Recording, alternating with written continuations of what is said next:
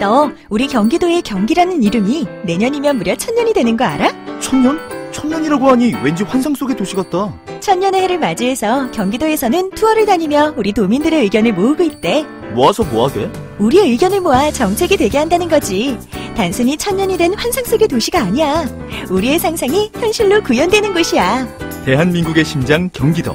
고려시대부터 불린 경기라는 이름은 어느새 1000년이 되었습니다. 1000년 동안 대한민국의 심장으로 뛰어온 만큼 경기도민의 목소리를 모아 미래 비전을 만들어가겠습니다. 이 캠페인은 경기도와 경기문화재단이 함께합니다. 사운드 오브 뉴스입니다. 김민아 기자 어서 오세요. 안녕하세요. 들어볼 소리요. 앞에서도 쭉 다뤘습니다마는 남북 고위급 회담 이 얘기를 안 듣고 넘어갈 수가 없겠죠. 소리 한번 들어보시죠. 온 강산이 꽁꽁 얼어붙었습니다. 어찌 보면은 북남 관계가 더 정전 상태에 있다고 해도 과언이 아닐 정도로 생각합니다. 값비싼 결과물을 드리는 게 어떠한가 하는 생각을 가지고 이 자리에 나왔습니다. 동심이 아주 순결하고 깨끗하고 불결한 게 없습니다. 이런 그때 그 마음을 되살린다면 회담이 잘 되리라고 생각합니다. Hold me close and hold me fast. The magic spell you cast. 네. 음악을 너무 낭만적인 걸 깔은 게 아닌가 싶긴 한데 아무튼 분위기는 좋았다면서요? 그렇습니다. 뭐 앞에서도 얘기하셨지만은 주로 평창 동계올림픽 얘기를 했는데 뭐 고위급 대표, 응원단, 예술단, 그다음에 참관단을 파견한다고 하는데 이 참관단이라는 게 뭐냐? 이건 좀 언론들이 궁금해하는 그런 상황입니다. 그 외에 뭐 이산가족 상봉 그리고 우발적 충돌 방지를 위한 군사적 사안들 그리고 북핵 문제 뭐 이런 것들에 대해서 대화는 이루어졌는데 원론적인 의사소통 정도만 이루어졌고 서로의 입장을 경청하는 정도였다라는 얘기고요. 다만 이제 북한이 개성공단 폐쇄 이후 2년 가까이 끊겨있던 서해 군통신선을 오늘 복구했다라고 밝혔다라고 해서 우리가 내일부터 이 통신선을 정상 가동하기 위한 준비를 한다고 합니다.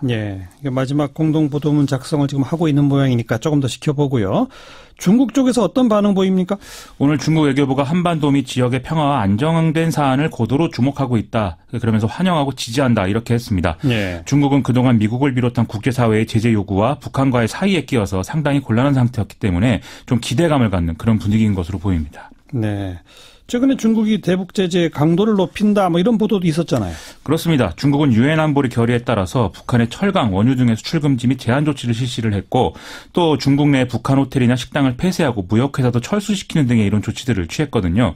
그동안은 이런 제재 조치가 좀 지지부진하다고 해서 미국이 비난하기도 했는데 대북 제재를 좀 속도를 내는 그런 모양새를 갖춰준 거죠. 그런데 지금 중국이 빠져있는 이 이중적인 딜레마 자체가 변한 것은 아니기 때문에 이번 남북 고위급 회담이 좀 진행되는 정도에 따라서 이런 이제 뭐 제재 조치 이런 것들도 변화하지 않겠느냐 이런 얘기도 같이 나오는데요. 반면에 이제 미국과 일본 내 여론은 뭐 제재 이쪽에 더 많이 무게를 싣는 모양새여서 이후 국제 정세는 좀 잘 살펴봐야 될 것 같습니다. 그렇죠. 다음 뉴스는요. 방한 중인 칼리파 알 무바라크 아랍에미리트 아부다비 행정청장이 문재인 대통령을 예방하고 무함마드 왕세제의 친서를 전달했습니다. 칼둔 청장은 바라카 원전 1호기 준공식에 참석해달라 이런 왕세제의 뜻을 전했고 또 문재인 대통령과 함께 이 양국 관계를 결혼에 비유하는 이런 얘기까지 하기도 했는데요. 이에 앞서 칼둔 청장은 임종석 대통령 비서실장과 만나서 오찬회동을 했는데 여기서도 뭐 형제, 뭐 진심 이런 얘기들이 많이 오갔다고 합니다. 애초에 2시간 정도가 예정되어 있었는데 3시간 넘게 총 200분간 회담을 했다고 하죠. 뭐 한때 국교 단절 얘기까지 나왔었다는 건데 관계의 진전이 이제 되는 겁니까? 양국 간 전략적 동반자 관계를 실질적, 포괄적으로 시와 발전시키자 이런 결론을 내렸다라고 이제 브리핑이 나왔는데요. 이게 이제 뭐 전략적 동반자, 뭐 포괄적, 실질적 이게 외교 용어들인데 어쨌든 종합해 보면 좀 더 가까운 사이가 되자 뭐 이런 뜻인 거죠. 이에 더해서 사우디 원전 수주를 공동으로 추진하자 이렇게 했고 그 외 신재생 에너지 등의 에너지 그리고 전자산업, 관광 분야 여기서 협력을 강화하기로 했다고 하거든요. 일부 언론이 보도한 뭐 바라카 원전 이것에 대해서 불만은 전혀 없는 그런 상황이라고 합니다. 그동안 논란이 된 그 군사협력 부분에 대해서도 논의가 됐겠죠? 그렇습니다. 임종석 실장과의 오찬에서 그 부분에 대한 논의가 뭐 일정 수준으로 진행된 거는 사실이라고 하는데 일단 청와대는 전체 대화에서 그 주제가 의미 있는 비중을 차지하지는 않았다 이렇게 설명을 했습니다. 이 대목에서 좀 볼만한 게 오늘 중앙일보에 실린 김태형 전 국방부 장관 인터뷰인데요. 그래요. 이명박 정권 당시 원전을 수주할 때 아랍에미리트에 군사적 어려움이 있으면 우리 군이 개입한다. 이런 내용이 포함된 비공개 협약을 맺었다. 근데 자기가 이제 비공개 하라고 하려고 했다. 이 사실을 이제 확인해 줬다는 거죠. 그러니까요.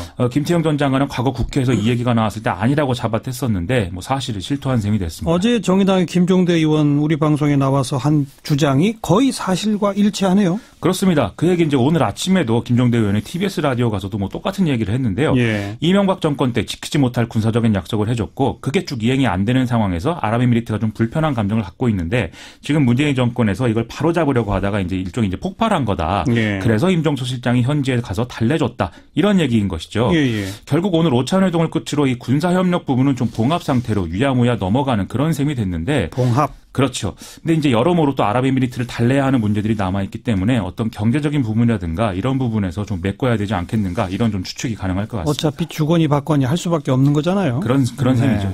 다음 뉴스는요? 오늘 한겨레가 과거 정호영 특검팀이 밝혀냈던 다스 비자금 전체 규모가 당초 알려진 120억 원을 훨씬 웃돈다. 이런 사실이 드러났다라고 보도를 했습니다. 이 한겨레 보도는 검찰 내부에서 나오는 주장을 인용한 것인데요. 네. 당시 특검팀이 확인한 이 자금 규모는 130에서 150억 정도였는데 여기서는 이 120억이라는 얘기가 나온 것은 비자금을 담당했던 이 다스의 격리 직원 모 씨가 다스의 돈을 다시 돌려준 액수를 통해서 추정이 됐던 그런 부분에 불과하다는 것이죠. 예. 그런데 정호영 특검은 이 액수를 이 120억 원으로 확정을 해서 언론에 공개를 해서 사실상 전체 비자금 규모를 축소했다. 이런 얘기인 겁니다. 그런 거는 정호영 특검 혼자 할 수 있는 일일까요? 그것이 아니라는 거죠. 그래서 예. 당시 BBK 특검에 파견됐던 검사들에 대한 수사도 필요하다. 이 얘기가 이제 한겨레를 통해서 검찰 내부의 목소리로 전해지고 있습니다. 아하. 당시 특검은 대부분 판사와 변호사 출신들이 많이 들어가 있었고 정호영 특검 본인도 이 판사 출신이었거든요. 그래서 수사 실무 관련해서는 파견 검사들이 했기 때문에 이 사람들의 역할을 좀 돌아봐야 된다는 것인데 예. 더군다나 이 검사들은 특검 수사가 이루어진 이후에 대개 다른 사람들이 좀 부러워하는 그런 요직들에 진출해 있는 정황도 있어서 이것에 대해서 좀 알아봐야 된다라는 게 한겨레 보도 내용입니다. 검찰의 반응은 나왔습니까? 이 보도에 대해서? 일단 다스의 비자금 규모에 대해서는 추가 확인된 그런 사실은 없다. 그리고 또 확인해 줄 수 없다. 이런 반응을 지금 보이고 있다는데요. 이 한겨레 보도 내용 가운데 또 중요한 대목이 이것이 있느냐 없느냐에 따라서 공소시효가 바뀔 수 있다는 것입니다. 현재 정호영 특검의 특수직무유기 혐의 공소시효는 오늘 2월 21일로 만료되는 것으로 지금 뭐 결론이 나 있는데 예. 그런데 2007년 12월 21일에 현행 형사소송법이 개정된 부분이 있는 것이거든요. 그러니까 각 범죄에 대한 공소시효가 달라졌고 지금 정호영 특검의 이제 시효 부분은 이 바뀌기 전에 이제 해당되는 그런 내용이라는 겁니다. 만약 이 법 개정 이후에도 다스의 회삿돈 횡령이 이루어진 사실이 밝혀진다면은 이 특검 이제 조사의 결과에 대해서도 공소시효는 변경될 수 있다. 이 점을 얘기하고 있기 때문에 좀 주목을 해봐야 될 것 같습니다. 네. 자, 다음 뉴스는요? 가상화폐 문제 이게 계속 논란인데요. 예. 세계적 가상화폐 정보 사이트인 코인마켓캡이 가격 산정 기준에서 일부 한국 거래소에 나와 있는 가격은 제외했다 이렇게 발표를 해서 화제입니다. 예. 다른 나라와 달리 한국의 경우에 이 가격 일탈이 심하고 매매 거래가 제한돼 있기 때문이다라는 게 이유인데요.